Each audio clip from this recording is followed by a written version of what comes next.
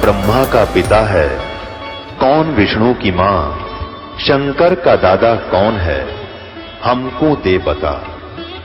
ये जानने के लिए कृपया सुनिए। जगत गुरु तत्वदर्शी संत रामपाल जी महाराज के अमृत वचन सर्व पवित्र धर्मों के पवित्र शास्त्रों के आधार पर।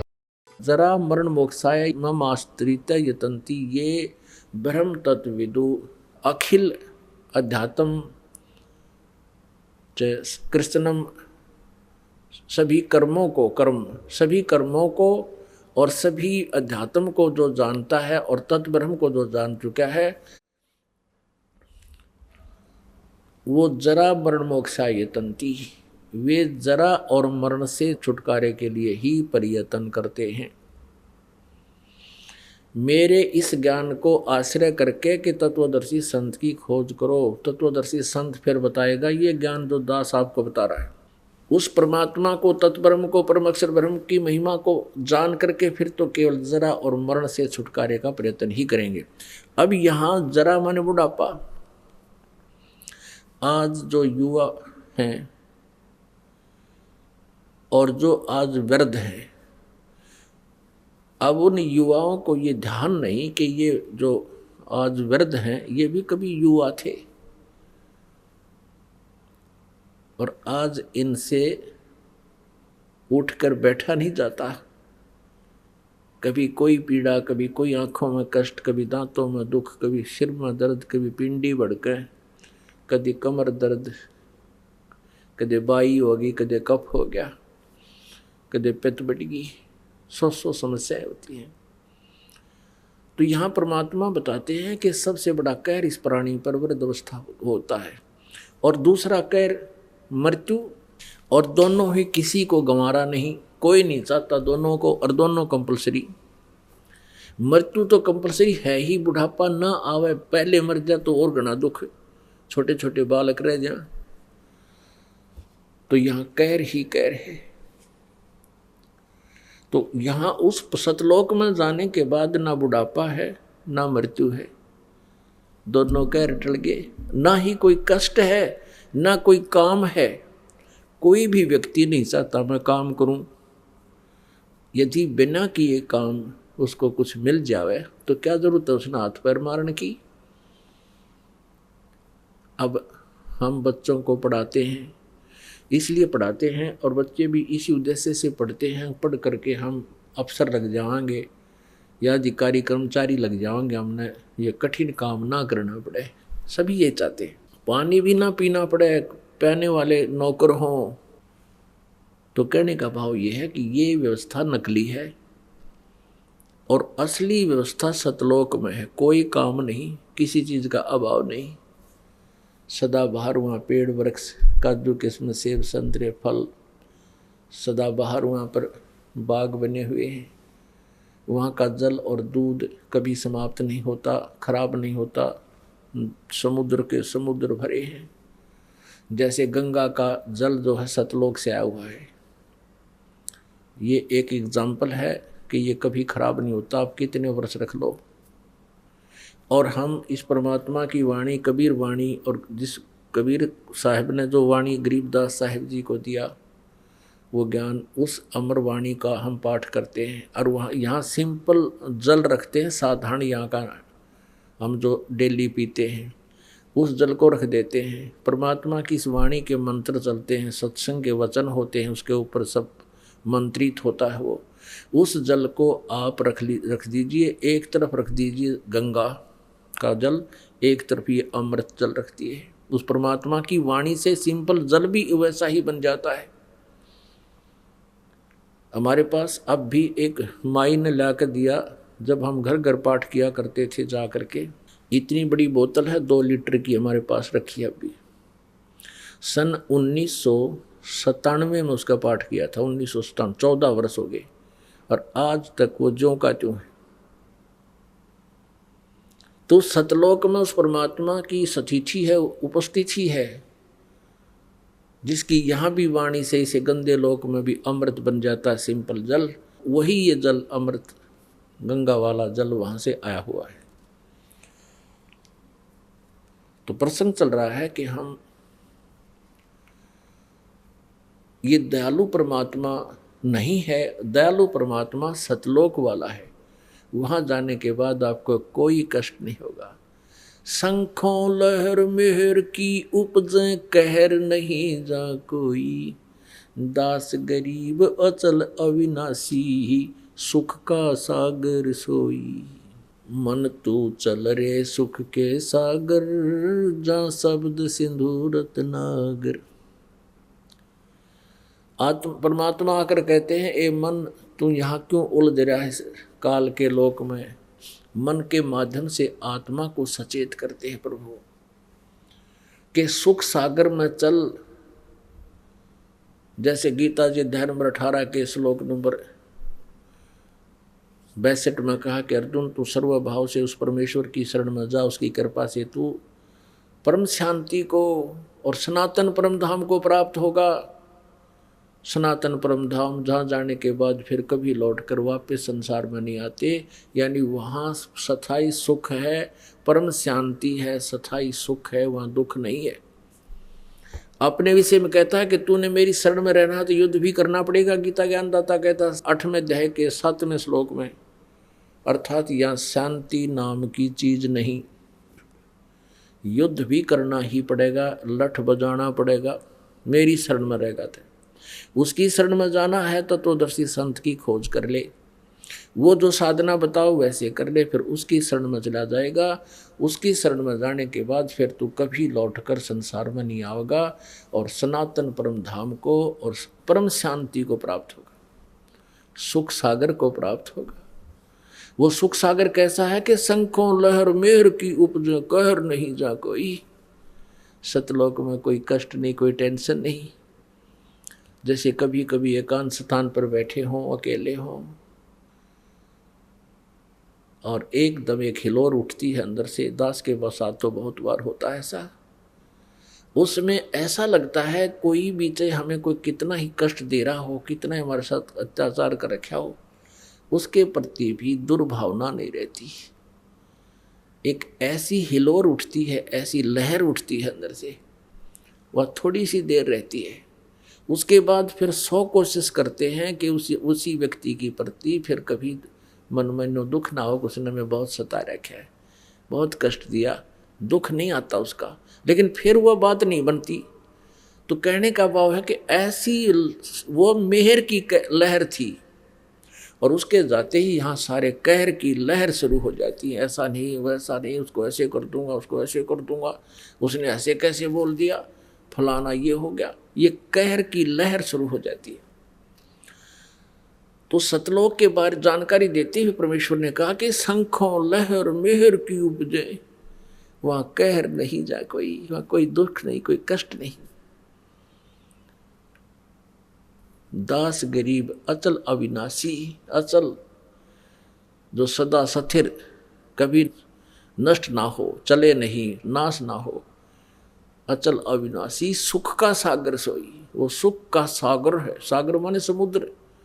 समुद्र में जल ही जल, जल ही जल। 100-200 किलोमीटर आदमी चला जा किसी जहाज नौका में बैठ के, तो फिर देखो वहाँ कुछ भी चीज दिखाई नहीं देती, केवल जल ही जल, जल ही जल। तो ऐसे ही सतलोक में केवल सुख ही सुख, सुख ही सुख, सुख ही सुख, कुछ भी नहीं। उसको सुख सागर कहते हैं। और वहां दयालु भगवान रहता है। और ये काल का लोक है। अब एक बार परमेश्वर ने धर्मदास जी उस पुण्य आत्मा को, जैसा वो परमात्मा लीला करते हैं, वेद भी जिसकी गवाही देते हैं, वो ऐसी लीला करता है। धर्मदास जी को आकर मिले थे, और भी अन्य महापुरुषों को मिले हैं। परमात्मा ने परिभाषा बताई थी इस सर्वपुरुष की, इस काल की। अब धर्मदास जी कह रहा था कि भगवान आप इसको काल कह रहे हो, देखो यहाँ भगवान ने कितनी सुविधा कर रखी है कि कैसे अच्छे बाग लगे हैं जिसमें फलदार वृक्ष हैं, कितना अच्छा जमीन पृथ्वी दी है, कैसी हवा बह रही है, कभी वर्षा हो रही है, कितना अच्छा अन्न उपजता है, और कैसी सुविधाएं दे रखी हैं, दरिया बह रही हैं, नीचे जमीन में जल है, ये कितना अच्छा लग रहा है, कितना दयालु है परमात्मा। अब परमेश्वर ने बताया कि पुण्यात्माओं, तुम जीव हो और जीव की सोच सतर जीव वाला ही होता है। अब परमेश्वर ने आके बताया कि तुम जिसको भगवान कहते हो ये भगवान नहीं है। मूला माया मग में बैठी अंसा चुन चुन खाई, ये ज्योत स्वरूपी कहे निरंजन में ही करता बाई। एक न करता दो ना करता नौ ठहराए बाई, दसवां भी धुंधर में मिल जा सत्य कबीर दुहाई। परमात्मा कहते हैं ये काल भगवान, काल भी कहता मैं भगवान हूं और कोई भगवान नहीं। पुण्यात्माओं, श्री शिव पुराण में ये काल जब ब्रह्मा विष्णु दोनों का झगड़ा हो जाता है, शिव रूप धारण करके उनके बीच में एक पहले तो लिंग खड़ा कर देता है, सतम लंबा तेजो में सतम, फिर स्वयं आता है और कहता है कि तुमने अपने आप को भगवान मान लिया, तुम भगवान नहीं हो, मैं भगवान हूँ, मेरे अतिरिक्त कोई भगवान नहीं है। अब पुराणों में तो वो अपने पुत्रों को, अपने जीवों को अंतर्गत कुछ भी कहता रहे, वो पुराण अलग सेपरेट शास्त्र है। तो उसने कहा कि मैं भगवान हूँ। अब यहाँ ये कह रहा है गीता जी में, क्यों गीता जी का ज्ञान वेदों वाला, वेद का ज्ञान दिया था परमेश्वर ने, कबीर देव जी ने ब्रह्म के अंतःकरण में फीड कर रखा है, उसने जोंका तो बोलना पड़ गया। तो परमात्मा कहते हैं ये ज्योत स्वरूपी, ये ब्रह्म भी कहता मैं भगवान हूं, ये भगवान नहीं है। भगवान की परिभाषा आज बताई जा रही है, आपको सुनिएगा। अब जैसे परमात्मा ने बताया कि धर्मदास तुम इसको भगवान समझते हो, जो ऐसी सुविधा दे रखी, ये तो काल है, ये तो कसाई है। जैसे कसाई बकरे पालता है, उन बकरों में बकरी नर और मादा दोनों छोड़ देता है, और जिसकी अच्छी सेल है प्रतिदिन की 5-4 बकरों की, तो वो क्या करता है, एक बहुत बड़ा चरागाह ले लेता है, बहुत बड़ा क्षेत्र 10, 20, 50 एकड़ ज़मीन खरीद लेता है, और उसमें घास फूस जंगल ये वृक्ष होते हैं, और उसके चारों तरफ वो एक बाड़ बना देता है, रोक लेता है उनको, उसमें छोड़ देता खुले। उसी में एक छोटा सा तालाब बना देता है, उसी क्षेत्र में एक गर्मी सर्दी से बचने के लिए कुछ एक झोंपड़ी नुमा लंबा शेड डाल देता है। अब वो नर और मादा बकरे और बकरी रजोगुण युक्त होकर के संतानों उत्पत्ति करते हैं, फिर उनमें मोह ममता भी होती है। सभी प्राणियों के अंदर ये तीनों गुणों का प्रभाव होता ही होता है। अब वो बच्चे पैदा करते हैं, सारी सुविधा वहाँ जल भी है, गर्मी सर्दी से बचने के लिए शेड है उनके लिए, वर्षा आती है तो भी उसके नीचे भाग कर आ जाते हैं, ज़्यादा गर्मी होती है तो शेड के नीचे वो बैठ जाते हैं। अब वो भोले प्राणी उस कसाई को जिसने इतनी सुविधा दे रखी है, उसको अपना नेक मालिक मानता है, और ये देख सोचता है कि देख कितना अच्छा हमारा मालिक है, हमारी कितनी केयर टेक करता है, कितनी देखभाल रखता है, जल का तालाब है, पेड़ पौधे खूब हैं जहाँ वो घास फूस अड़ंगा खाते हैं, और शेड बना रखा है। और जब वो कसाई आता है उन बकरों में, वो तो आके देखता है बाजू पकड़ के, ये कितना मांस हो गया, इसमें कितने किलो का मांस हो गया, कितने का बिकेगा। और वो न सोचे हमारा दयालु मालिक आ गया, और वो बकरे उसको प्यार देते हैं, ऐसे चाटते हैं और ऐसे अपने आगे के पैर उठा के और उनको प्यार देना चाहते हैं, प्यार करना चाहते हैं। बहुत अच्छा आदमी है यो, इतनी सुविधा दे रखी है। और वो आता है नो देखने, यू कै किलो का हो गया, कितने का बिकेगा। और फिर वैसे तो वो दिखता है बड़ा दयालु की इतनी सुविधा दे रखी है, और जब उसका आ जाता है डिमांड 5-4 बकरों की इकट्ठी, तो वो ना देखता किसकी माँ है, किसका बेटा है, किसकी बेटी है, मोटे मोटे लाठी लेकर डंडा लेकर ऐसे निकाल ले जाता है और जाके कटवा के अपना उल्लू सीधा कर लेता है। कुछ खुद का खाता है और बाकियों को बेच देता है। जब वो बकरे या बकरी वो ले जाता है निकाल के, उनसे संबंधित जो बकरे हैं वो बहुत कुछ देर तो नो रो रो कर भागते हैं, नो देखते कहाँ गए कैसे गए, रोते रहते हैं, वो लेके चला जाता है। अब परमात्मा ने काल की परिभाषा बताई कि यो काल है और तुम इसको दयालु मानते हो। दुर्घटना में देखो किसी का बेटा मर गया, किसी की बेटी मर गई, खुद मर गए, पूरा परिवार का परिवार नाश हो जाता है। एक समय एक दुर्घटना में 4 व्यक्ति मर गए एक ही घर के। अब कहाँ गई वो दयालुता, कहाँ गई ये सुविधा, चाट ले सुविधा ने, इन पेड़ पौधे ने। अब परमात्मा हमें याद दिलाना चाहते हैं कि तुम वहां चलो सतलोक में, और वहां जाने के बाद ऐसी ही सृष्टि है। ये गुमराह करने वाला पंथ, ये राधा स्वामी धन धन सतगुरु, ये सच्चा सौदा सरसा, जगमाल वाली, यो गंगुआ वाला, और ये ठाकुर जी महाराज, यो जय गुरुदेव, ये सारे भ्रमित हैं। ये काल का चलाया हुआ पंथ है। और ये कहते हैं सतलोक में तो प्रकाश ही प्रकाश है, चेतन ही चेतन है, वहाँ भगवान नहीं है। वहाँ तो आत्मा ऐसे मिल जाती है परमात्मा में जैसे बूंद समुद्र में। बता इनकी अकल, हम खोद रहे भगवान को, सारे प्रमाण बताने लग रहे परमात्मा साकार है, उसका सुंदर शरीर है, एक रोमकूप में करोड़ सूर्य करोड़ चंद्रमा मिला दे ऐसा उनका नूर है। अरे ये क्या वहाँ कुछ भी नहीं है। तो जहाँ भगवान नहीं है तो हम के टिंडे लेंगे वहाँ जाके, हम क्या करेंगे, गड्ढेंगे वहाँ पर, इसे अनाथ यहाँ पर, इसे अनाथ वहाँ पर। कोई भी कंट्रोलर नहीं हमारा। तो जिसके लिए हम तड़फ रहे हैं, जिसके दर्शनार्थ हम भगवान के दर्शन हो जाए, तो पुण्यात्मा ये वहाँ निराकार बताएं तो कौन जा भाई वहाँ पर।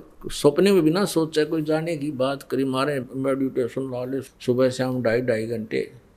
बता जहाँ भगवान नहीं और डूब कर मरने वाली बात है तो क्यों बैठे हो 2.5 घंटे में भी, क्यों समय वेस्ट कर रहे हो अपना। ऐसी गंदी जगह जाना चाहते हो जहाँ आदमी जानते डूब कर मरे। अब समुद्र में कोई कहे चलो तुम समुद्र में डूब कर मरो, मिल जाओ उस बूंद में, चलियो कोई सा बकवाद करने लग रहे। कोई ज्ञान नहीं, कोई सोच नहीं, अपनी अकल प्रयोग नहीं करते। तो वहाँ ऐसी ही सृष्टि है, लेकिन इस मटेरियल का अंतर है। ये तो मिट्टी का बना हुआ है और 5 तत्वों में लीन हो जाएगा। जब ये अंत होगा, इसको फूंक दिया जाओ चाहे गाड़ दिया जाओ, एक दिन ये खत्म हो 5 तत्वों में लीन हो जाएगा। अब ये 5 तत्वों से बना हुआ है। इसमें कौन कौन से तत्व हैं? पृथ्वी, जल, अग्नि, वायु और आकाश। और कोई सा दिखा है इसमें? कितना सुंदर स्वरूप बन गया। ऐसे ही वहां एक तत्व से बना हुआ शरीर है, नूर से, और वो इतना सुंदर शरीर है। 16 सूर्य जितना प्रकाश हमारे शरीर का होगा जब हम सतलोक पहुंच जाएंगे। और परमात्मा के शरीर का जो ये बंदा जल के लगावा, इतना नूर है परमेश्वर सतपुरुष के शरीर का। करोड़ सूर्य करोड़ चंद्रमा एक रोमकूप के रोशनी के आगे फीके हैं। यानी उनका इतना नूर है, वो समर्थ है, वो सर्वशक्तिमान है, अमित औजा है। अमित औजा जिसकी शक्ति का कोई वार पार ना हो। और हम जीव हैं, आत्मा है, हम वहाँ हंस रूप में होंगे। हंस माने जैसे यहाँ मनुष्य कहते हैं, नर कहते हैं स्त्री और पुरुष को, तो वहाँ हंस कहते हैं। हंस माने जैसे यहाँ एक पक्षी का नाम हंस है, जो किसी सरोवर पर होता है, वो बुगले जैसा होता है सफ़ेद, और बुगला मच्छी खाता है, कीड़े खाता है, और वो हंस नहीं खाता। हंस में एक और गुण है गॉड गिवन, 1 गिलास दूध में 1 गिलास पानी जल डाल दो, हंस के सामने रख दो, हंस उसमें से दूध पी लेगा, 1 गिलास जल को छोड़ देगा। दूध और पानी जिसने छान लिया और बुराई जिसने छोड़ दी, वो हंस कहलाता, वो पुण्यात्मा। अर्थात सब बुराइयों से दूर नेक आत्मा को हंस आत्मा कहती। तो वहाँ हंस रूप में हम होंगे और परमात्मा परमहंस है। आत्मा हंस और परमात्मा परमहंस, यानी वो परमहंस है, वो परमात्मा है, वो श्रेष्ठ आत्मा, वो श्रेष्ठ है, वो दयालु है। तो यहाँ गीता जी अध्याय नंबर 15 के श्लोक नंबर 17 में कहा कि उत्तम पुरुषत्व अन्य परमात्मा इति उदाहरते, उसको भगवान कहा जाता है, वो है परमात्मा। पुणात्माओं, ये अमृत ज्ञान है, ये तत्व ज्ञान है, ये सत्यनारायण कथा है। सत्यनारायण का अर्थ होता है अविनाशी परमात्मा। हम विष्णु जी को सत्यनारायण कहा करते हैं। बता, इनकी तो बहुत कम आयु है। आपने देख ली इन परमात्मा, इन भगवानों की आयु की कैलकुलेशन में भी आपने सुन लिया। और परम अक्षर ब्रह्म की कोई आयु नहीं, वो तो अजर अमर है, सृष्टि से पहले भी वही थे, उसी ने सृष्टि रची है। तो कहने का भाव ये है कि जो ये वहाँ पर कहते हो भगवान वहाँ है कुछ नहीं, तो वहाँ जाने की इनकी रुचि कैसे बनेगी जहाँ भगवान नहीं। अब कोई कहे कि सतलोक आश्रम वाला चलो और वहाँ गुरुजी हैं, गुरुजी नहीं है, वहाँ तो सिर्फ प्रकाश ही प्रकाश है, ट्यूब जले हैं। अरे फिर टिंडे लेना होगे, तुम क्या करोगे इस ट्यूबा देखने, गुरुजी तो निराकार है। तो इनकी ये सोच समझ लो। इतनी एक एग्जाम्पल देता हूँ, जो इन अज्ञानी संत, किसी की भी थ्योरी देख लो आप, किसी भी धर्म की देख लो, उनका लोकवेद दंत कथा ये बताता है कि परमात्मा निराकार है। और हमारे सदग्रंथ बताते हैं परमात्मा सह शरीर है, उसका नाम कबीर है। अब जैसे एक समय, अब हम आते हैं परमात्मा साकार और निराकार पर, जो ये गलत छुरी बता रहे हैं परमात्मा वहाँ है ही नहीं, उसके वो तो निराकार है। जैसे मुसलमान धर्म में परमात्मा को बेचून कहते हैं, वो निराकार है, वो दिखाई नहीं देता। और ईसाई धर्म में परमात्मा को वो फॉर्मलेस कहते हैं, निराकार है। जबकि पवित्र बाइबल बता रहा है, पवित्र बाइबल में वर्णन है कि वो परमात्मा मनुष्य दृश्य है।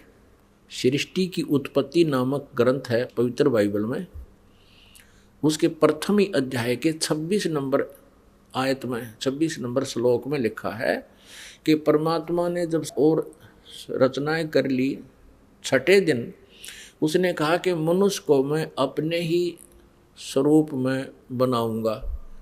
ऐसा कह के भगवान ने, परमेश्वर ने मनुष्य को अपने ही स्वरूप अनुसार, अपने ही रूप जैसा बना दिया, उसकी नर और नारी करके सृष्टि रचना कर दी।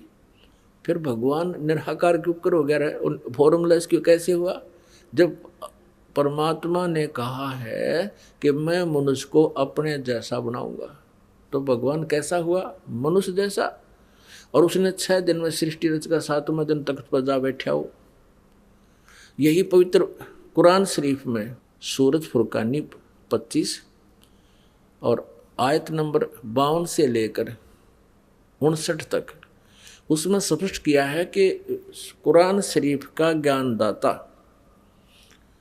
जिसको मुसलमान धर्म अपना अल्लाह भगवान गॉड मानते हैं, जो श्री हजरत मोहम्मद जी को आदेश देता है किसी फरिश्ते के माध्यम से या स्वयं किसी और, वह बोल रहे हैं ऊपर तो आकाशवाणी करके, वो उनका फाइनल गॉड है। किनका? मुसलमानों का, जो हजरत मोहम्मद जी को कुरान शरीफ का ज्ञान दे रहा है। तो कुरान शरीफ का ज्ञान दाता कहता है अपने पैगंबर हजरत मोहम्मद जी को कि हे पैगंबर, तो इन काफरों का कहा ना मानना। ये 52 नंबर आयत है सूरत फुरकानी 25 की। इन काफरों का कहा ना मानना, और मैं तुझे जो इस कुरान शरीफ में दलील दे रहा हूँ, जो ज्ञान दे रहा हूँ, इस पर विश्वास करना। और ये काफर नहीं मानते कि कबीर इज गॉड, अल्लाह कबीर है, तो उस कबीर अल्लाह है, मेरी बातों विश्वास करता हुआ इनकी बातों में मत आना, और कबीर परमात्मा है, उसके लिए तू संघर्ष करना, यानी लड़ना नहीं, झगड़ना नहीं, लठ नहीं बजाना, खून खराबा नहीं करना, इनकी बात तू मत मानना। और ये कबीर नामक अल्लाह वही है जिसने सभी सृष्टि रची है, पृथ्वी बनाई, इस नीचे खारा और मीठा जल दे दिया, इसी ने तुम्हें जन्म दिया, यहाँ सब संस्कार उसी से बने हैं। फिर वो परमात्मा अपने बंदों के गुनाहों से खूब खबरदार है। वो कबीर अल्लाह अपने बंदों के पापों का नाश कर देता है, उसके अपराधों दुखों से परिचित है। वो अल्लाह कबीर है जिसने 6 दिन में सृष्टि रची और 7वें दिन तख्त पर जा विराजा। वो अल्लाह कबीर है। उसकी खबर किसी बाखबर से पूछ देखो, इससे सिद्ध हुआ कि कुरान शरीफ के ज्ञान दाता अल्लाह से कोई अन्य और अल्लाह है, कबीर नामक अल्लाह है जिसने 6 दिन में सृष्टि रची और 7वें दिन तख्त पर जा बैठा। उसकी जानकारी कुरान शरीफ का ज्ञान दाता भी नहीं रखता।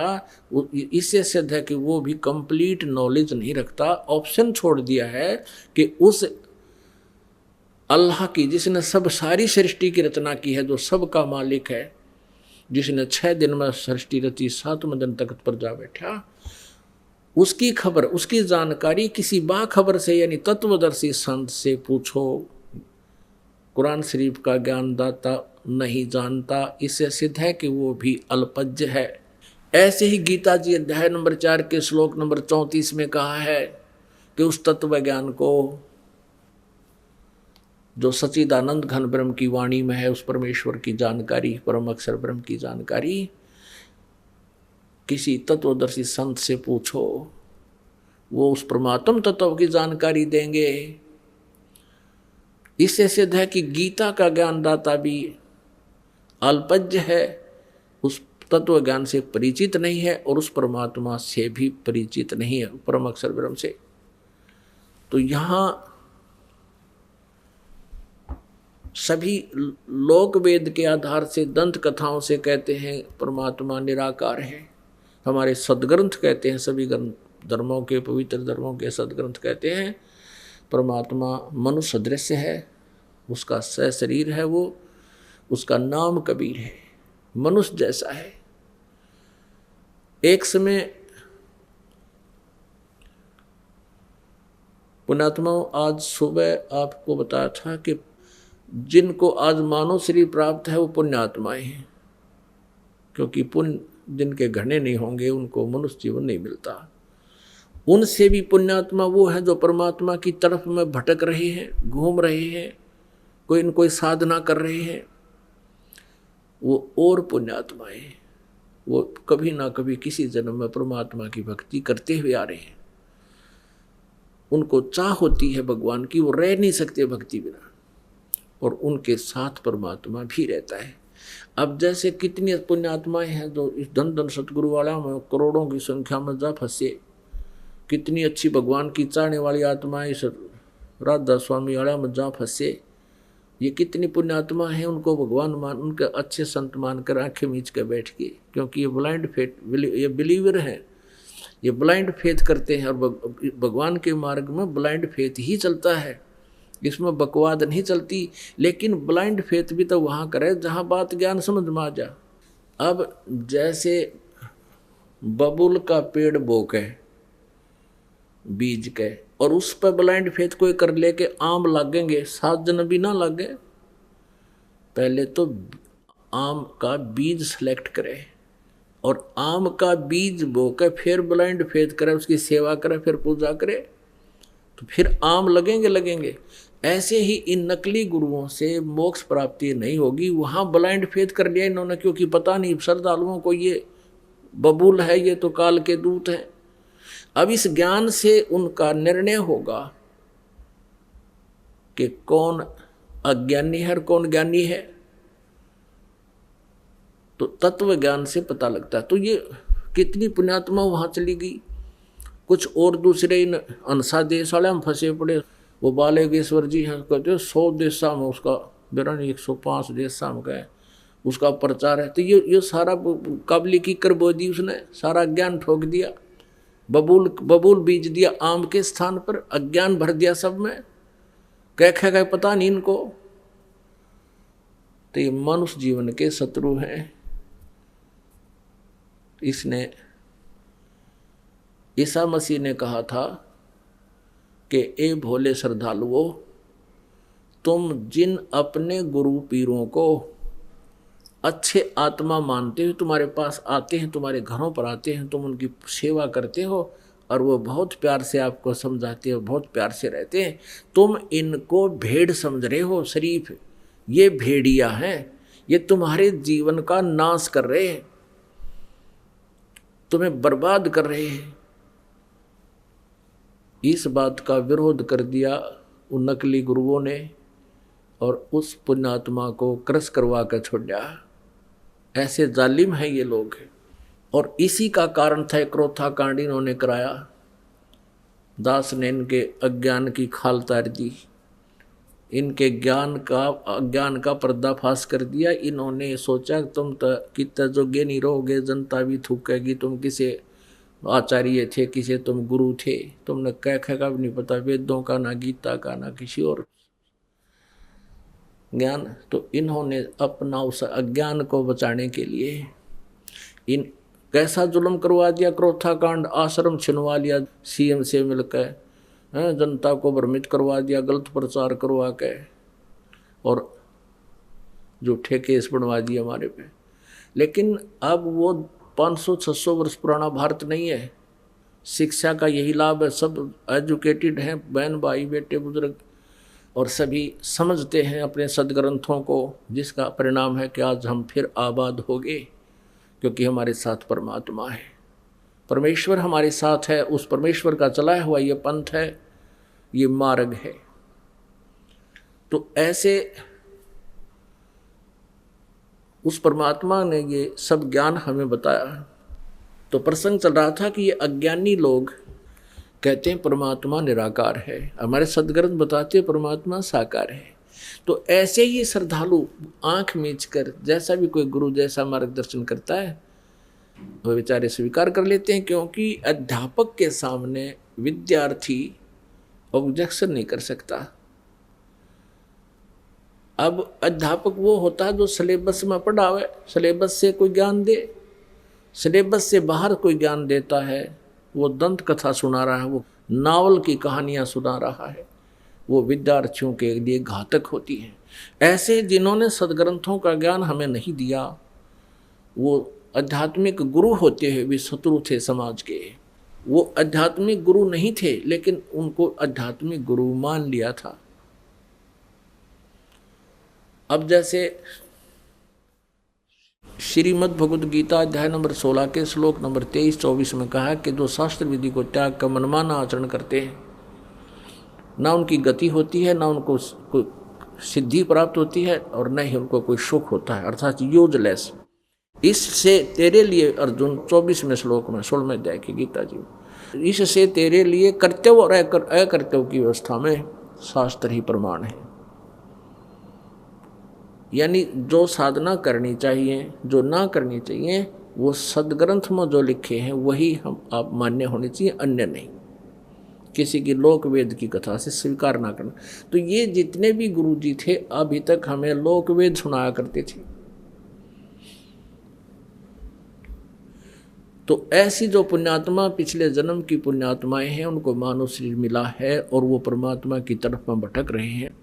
उनमें से एक थे शेख फरीद जी, और वो बचपन से ही परमात्मा में बहुत, वैसे बचपन से ही मालिक साथ रहता है ऐसी आत्माओं के। सबको भगवान ढूंढते फिरते हैं, कहते हैं परमेश्वर गोता मारो स्वर्ग में और जा बैठो पाताल, कहे कबीर ढूंढता फिरूं अपने हीरे माणिक लाल। शेख फरीद जी थे मुसलमान धर्म में। वो पुण्यात्मा छोटे से थे, जब छोटे बालक, नटखट गणे थे, शरारत बहुत किया करते थे। माता भी दुखी हो जाती थी, गली के बच्चों के साथ झगड़ा कराते, उल्हाने आया करते थे। अब माँ ने सोचा अब क्या करूं इस बालक को, क्योंकि आजकल तो बच्चे छोटे छोटे स्कूल भेज देते, माता पिता नर्सरी में दाखिल कराते हैं, वो बालक खिलाने के हों से उनमें छोड़ दिए। पहले तो ऐसी कोई व्यवस्था नहीं थी, घर पे रहते, पिता खेतों में कहीं और अपना काम से चले जाते, कोई मजदूरी के लिए या कोई और, तो माता बच्चों की देख रेख वो स्वयं ही रखती थी। वो शरारत घनी करा करता, उलाने से तंग आ गई, उसने सोची कि इलाज करूं इसका। उसने कहा कि बेटा तू नमाज करया करे, अल्लाह की बंदगी किया करे। शेख फरीद छोटा सा बालक था, कहने लगा क्यों, किस लिए करूं, मुझे क्या मिलेगा। अब वो खजूर गणे खाया करता, खजूर। माता ने कहा कि अल्लाह तुझे खजूर देगा बेटा। बोला सचमुच माता, कहाँ, अल्लाह तुझे खजूर देगा। तो कहने लगा बता मुझे कैसे करना है। अब माता ने तो सोचा ठीक हो गया। अब माता ने कहा कि ले, एक कपड़ा बिछा दिया, गद्दला कोई बिछौना बिछा दिया। अब बेटा इस पे लेट जा, ऐसा आंखें बंद रखना, कभी ऐसे करना कभी ऐसे करना, और ये कहना अल्लाह मुझे खजूर दे, खुदा मुझे खजूर दे, ऐसे कहते रहना, आंखें नहीं खोलनी है। और जब तक मैं ना कहूँ आंखें नहीं खोलना, नहीं तो खजूर नहीं मिलेगा। जब माता का काम का समय होता, उसका बिछा दिया बिछोना और कहा बेटा ले प्रार्थना कर। अब वो लग गया अपना ऐसे करने, आंखें खोले नहीं। माँ ने क्या किया कि खजूर थोड़ा सा, इतना सारा, और 2 पत्तों के बीच में लपेट के उसके बिछोने के नीचे रखाई। अब वो माँ ने कहा कि आजा बेटा, आंखें खोल दे। माँ का काम हो लिया, इतना वो बैठा रहा, घंटा और पौन घंटा जैसा भी। तो उठ के आ गया कि माँ आप तो झूठ बोलते थे, अल्लाह ने खजूर तो दिया नहीं मेरे को।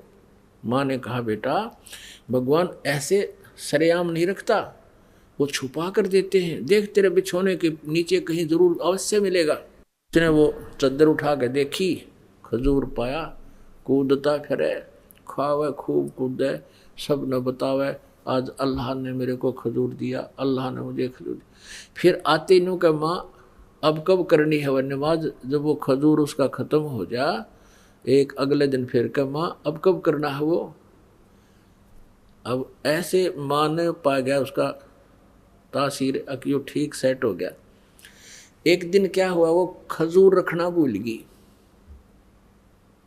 और वो उठा, चद्दर उठाई, वहाँ परमात्मा ने रजा बख्शी, वो खजूर रख दिया ऐसे ही।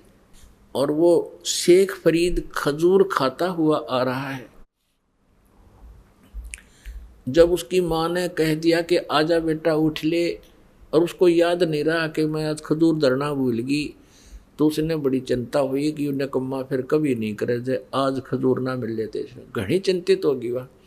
उसने देखा वो खजूर खाता हुआ रहा है। माँ ने पूछा बेटा ये खजूर कहाँ से लाया तू। कहने लगा माँ प्रतिदिन अल्लाह दे के जाता है, मेरी चद्दर के नीचे मिलता है मुझे। कि सचमुच बता, हाँ देख यहाँ रखा था।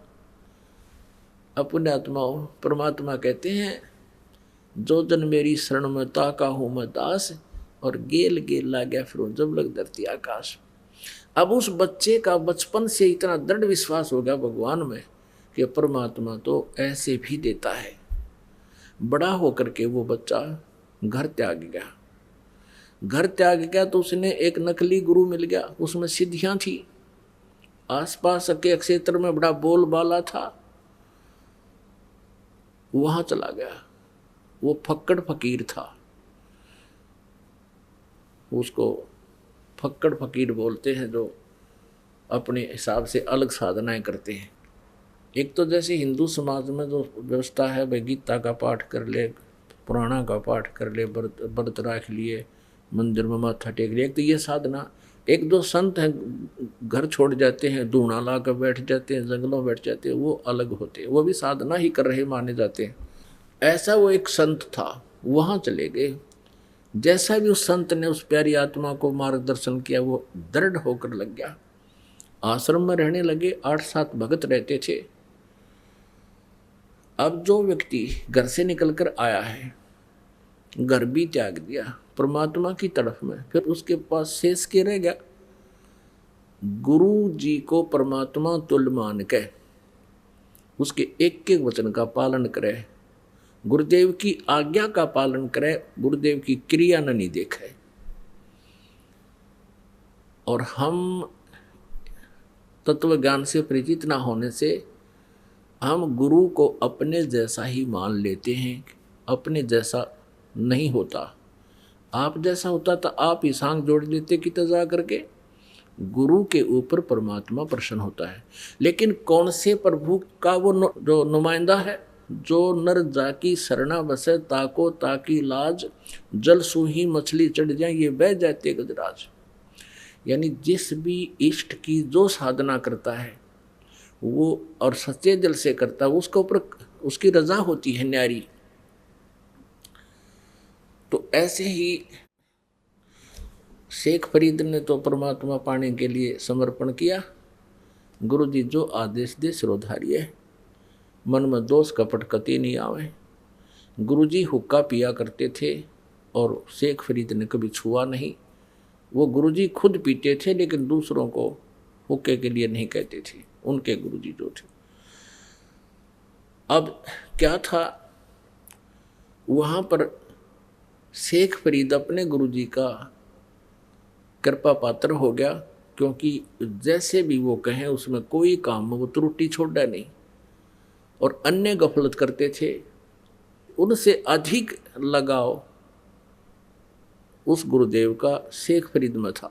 लगाव का मतलब ये है कि जैसे 4-5 सेवक हैं और जैसे गुरुजी कहता बेटा जल लाना, एक तो कहता लाऊं हो गुरुजी और गेर का कंधे बतौलिया नान चला जा, स्नान चला गया, लाऊं हो गुरुजी, नाटे भी नहीं करे भी नहीं।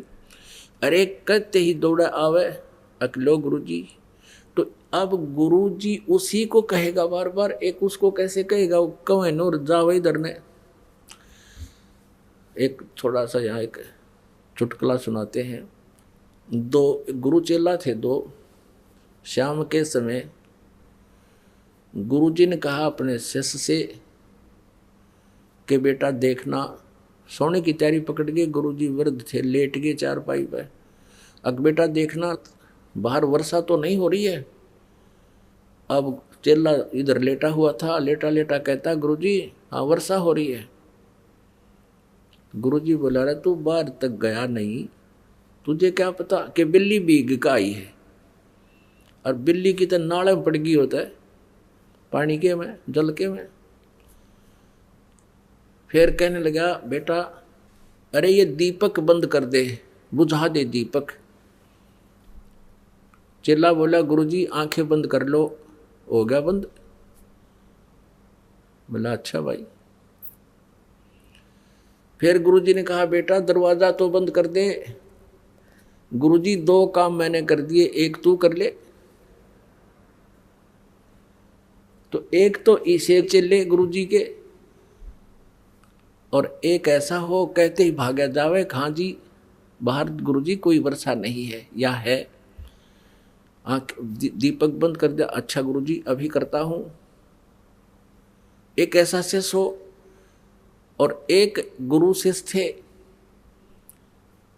गुरुजी ने कहा एक दिन एक अपने शिष्य को जो ओबीडेंट था, जिसको शिष्य कह सकते हैं, कि बेटा एक दरिया थी, दरिया के किनारे एक पेड़ था। उस शिष्य से कहा कि बेटा इस पेड़ के चारों तरफ एक चबूतरा बना दे मिट्टी का।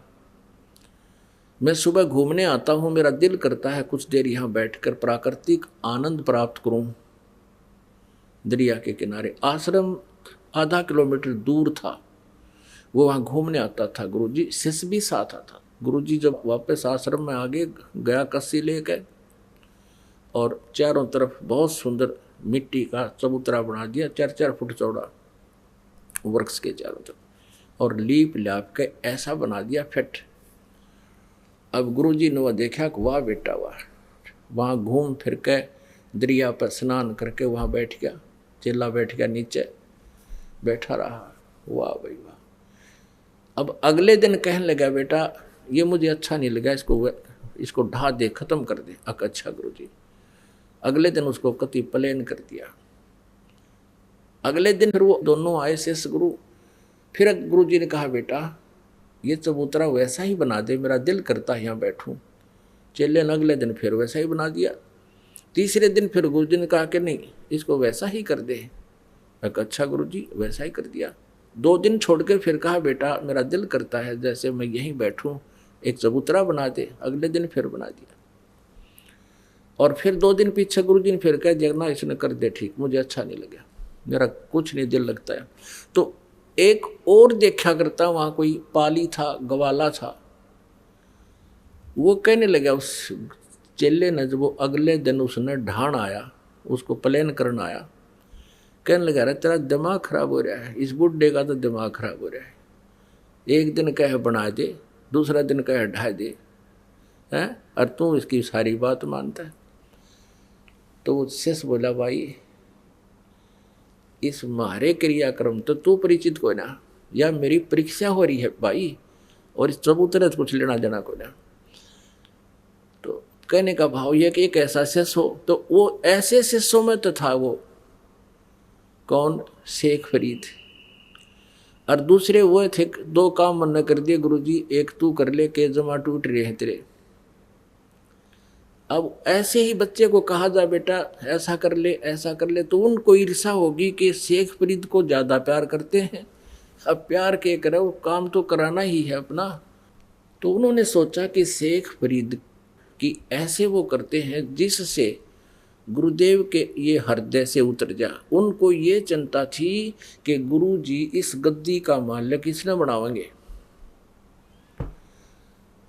भगवान पाने आ रहे हैं और फिर इसी कुबाड़ में उड़ जाए। वो किसा हंस किसा संत है, गद्दी की भूख जिसमें है। शेख फरीद में वो नहीं थी, वो केवल अपना कर्तव्य प्रयाण रहता था, अपने कर्तव्य को मुख्य समझता था। वो तो आया मालिक पाने के लिए था। तो उन्होंने एक स्कीम बनाई कि गुरु जी के हृदय से इसको उतारें, कोई ऐसी गलती हो जिससे गुरु जी से नाराज हो जाएं। अब वहाँ क्या कर रखा था, सबको सेवा देने के उद्देश्य से एक एक दिन बांट रखे थे। 5-6 जितने भी शिष्य थे वहाँ पर एक दिन एक शिष्य की ड्यूटी लगती थी। गुरुजी का सुबह से लेकर शाम तक सारे काम वही करेंगे, जैसे भोजन बनाना, खिलाना, कपड़े धोना, और वो हुक्का पिया करता, हुक्का पिलाना उसको, उसकी सफाई सफाई कर और काम अन्य कर देते थे। तो एक दिन शेख फरीद की ऐसे चल रही थी रूटीन। तो एक दिन उसकी सेवा आई और गुरुजी, क्योंकि ये तपस्वी होते हैं सिद्ध, और तपस्वी में तामस ज़्यादा होता, क्रोध बहुत होता है। वो गुरुजी क्या करता था कि रोटी खा के, खाना खा के हुक्का पीता था, शाम के समय भी और दोपहर को भी। शाम के समय एक दिन क्या हुआ कि शाम के समय शेख फरीद का दिन था सेवा करने का। उन्होंने सोचा दिन में तो इधर उधर से बना लेगा ओके की आग।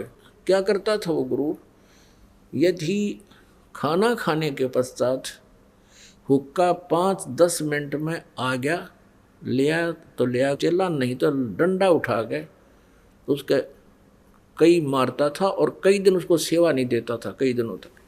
इतना कुपित हो जाता था, हुक्के का इतना कसूता वो था एबी। अब इस बात का सबको पता था। तो अन्य जो शिष्य थे उन्होंने सोचा कि आज इसकी टर्न है और शाम के समय अग्नि को बुझा देंगे हम, जब ये खाना खिलाने जाएगा गुरु जी को। अब खाना बना के शेख फरीद जी क्या करते थे कि लकड़ी की कोले होते थे, उनको तैयार कर देते थे हुक्का भरने योग्य। आते हुक्का भर के गुरु जी को दे दूंगा, खाना खिला के आके 2 मिनट में 4-5 मिनट में दे देता था। अब खाना खुना खिला के आराम, तो वो आया, देखा पीछे से आग बुझ गई। आग थी नहीं उसमें, अग्नि नहीं थी, वर्षा के दिन थे। उसने सोचा भी होगी आग बुझ गई होगी, नहीं ध्यान गया। उसने सोचा 1 किलोमीटर दूर है गांव, वहाँ धुआं उठ रहा था एक घर में, शाम का समय था, उसने सोचा आज तक की जितनी भी अब गुरुजी के प्रति आपकी गुडविल है वह खत्म होगी और तेरी भक्ति का नाश हो जाएगा। गुरुजी रुष्ट हो गए तो मेरे पल्ला कुछ नहीं रहेगा। ये सोच कर चलम उठा कर ओके की स्पीड ठोक दी, फुल स्पीड तक गया जिस घर में धुआं उठ रहा था। और वो माई क्या कर रही थी, वर्षा के दिन थे, चूल्हे में अग्नि बालने का जलाने की प्रयत्न कर रही थी। कभी धुआं हो जाए, कभी आंखों में धुआं आवे, पानी पड़े, यानी गिल्ला सापन होकर के वो आग जला रही थी। कभी बुझ जाती थी, कभी फिर जला रही थी, यानी उसने आग जला रखी थी ऐसे, वो दुखी हो रही थी। अब वो शेख फरीद कहा माई अग्नि देना, माई अग्नि देना। अब वह हो रही थी गुस्से में कि अग्नि दूना वाला आँख फुड़वा ले, आँख फूट गई मेरी, तो भी फुड़वा ले आँख, तब दूंगी अग्नि। अकले माई चिमटा ले रहा था, आँख में गोक है और वो आँख काट के दे दी। अकले माई अब तो दे दे मुझे अग्नि। अब माई ने सोचा रे तेरा गजब, इतने सचमुच आँख निकाल दी। वह डर गई, सारी चूल्हे की आग बाहर निकाल दी। अकले महाराज जी ले जा। उनको पता था कि ये जिस आश्रम से आया है वो महात्मा बहुत सिद्ध पुरुष है, उसने जो वचन निकाल दिया तो तुम्हारे कुल का नाश हो जाएगा। वह डर गई। अब उसने कुछ नहीं कहा बेचारे ने। उसने क्या किया, अपना कपड़ा सा बांध लिया एक आँख के ऊपर के जो निकाली थी और अग्नि रख के, और फिर स्पीड तक भाग लिया। उधर गुरुजी ने देखा भी 2 मिनट हुई, 4 हुई, 5 होगी, 10 मिनट जब होगी, आवाज लगाई रहा शेख फरीद हुक्का भरला बेटा, आवाज नहीं आई। थोड़ी देर बाद से फिर लगाई आवाज, तीसरी आवाज फिर लगाई रहा काकी तो मर गया तू, शेख फरीद कहाँ मर गया तू आज। तब उसने सुनी गुरुजी तो भाई नाराज हो लिए, दूर से ही कहता आ गया गुरुजी, आ गया गुरुजी। बोला के बात हो गई थी, गुरुदेव अग्नि बुझ गई आज और गांव से दौड़ के लाया। अका अच्छा बेटा कोई बात नहीं, रख दे। हुक्का भर का तो पी गस हो गया और वो जाकर अपना एकांत में लेट गया। माई ने सोची जे अब जाऊंगी तब ना जाने महात्मा के कह देगा, सवेरे तक कुछ उनका गुस्सा कम हो लेगा।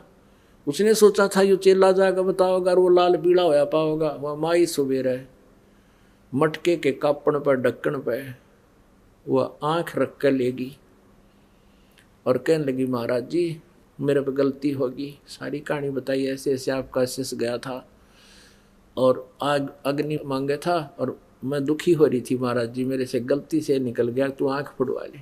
आपके चेले ने आँख निकाल के दे दी या रखी। तो उसने सोचा रे शेख फरीद गया था, वो बुलाओ भाई शेख फरीद। बात जाया खां जी कि ये क्या कहानी है, क्या हो गया था बेटा। कुछ नहीं गुरुदेव, आपके होते क्या हो सकता आपके दास को। अरे ये माई क्या कह रही है। तब उसने कहा, माई कहने लगी सचमुच ये ऐसे आंख निकाले, ये पट्टी बांध रहा है गुरुदेव। बोला सचमुच। गुरु कहने लगा खोल इस पट्टी को। पट्टी खोली तो आंख साबित पाई, पूरी आंख पाई उसकी शेख फरीद की, लेकिन थोड़ी छोटी थी। अब पुण्यात्माओं, इस कहानी का, इस कथा का जो निष्कर्ष निकलेगा उस पर ध्यान देना। अब इतने सिद्ध पुरुष होकर भी वो मोक्ष प्राप्त नहीं थे, मोक्ष की साधना नहीं थी। परमात्मा कहते हैं, परमेश्वर अपनी अमृतवाणी में, कि ऐसी ऐसी 24 सिद्धियां भी आपके पास आ जावें तो अगर सत साधना नहीं है तो भी आपका जीवन व्यर्थ है। अब क्या हुआ, अब इस बात से और आसपास खूब महिमा होगी उस संत की, भाई ऐसा संत है, ऐसा संत, ऐसा हो गया, ठीक। कुछ दिनों के बाद उसकी मृत्यु होगी संत की, उस महात्मा की।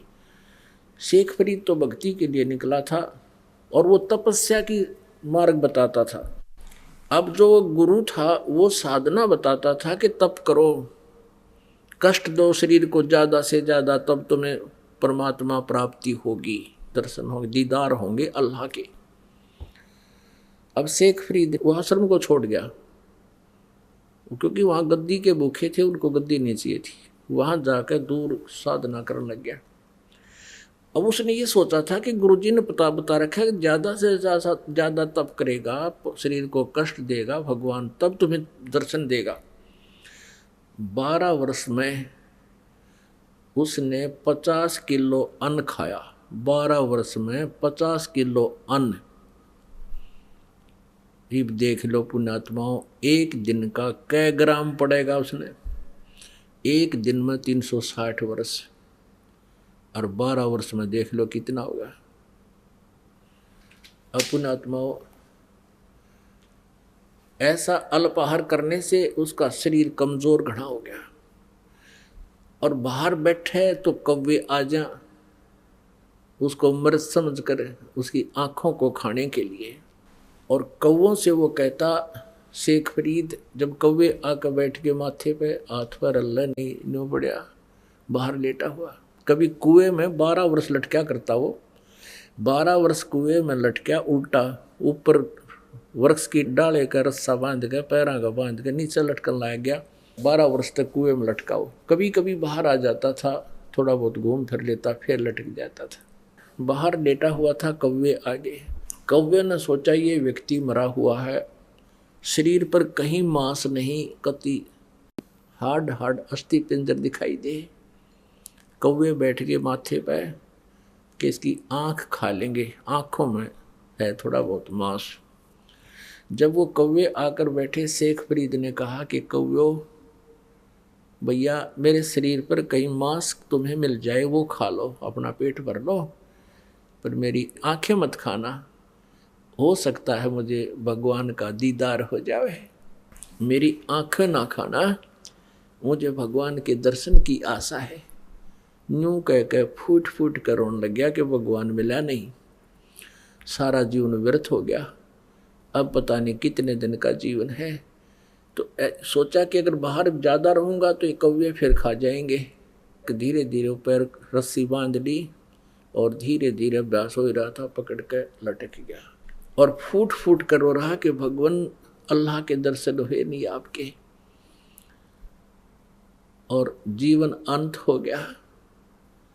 कौन सी त्रुटि बनी मुझ पापी से, गुरुजी ने जो बताया था मैं सब कर रहा हूँ।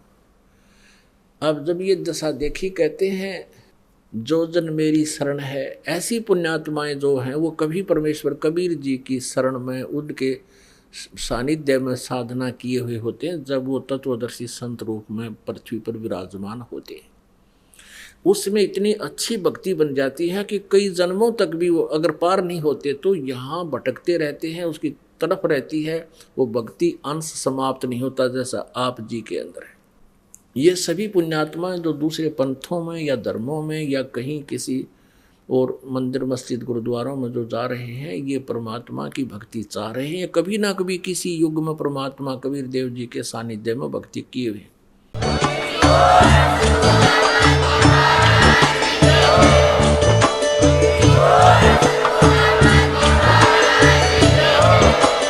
आप सुन रहे थे जगत गुरु तत्वदर्शी संत रामपाल जी महाराज जी के मंगल प्रवचन। अधिक जानकारी के लिए विजिट कीजिए हमारी वेबसाइट www.jagatgururampalji.org। संत रामपाल जी महाराज जी के शुभ आशीर्वाद से पूरे विश्व भर में 500 से भी ज्यादा नाम दीक्षा केंद्र हैं, जिन पर संत रामपाल जी महाराज जी द्वारा ऑनलाइन निःशुल्क नाम दीक्षा दी जा रही है। अपने नजदीकी नाम दीक्षा केंद्र का पता करने के लिए संपर्क करें 8222880541।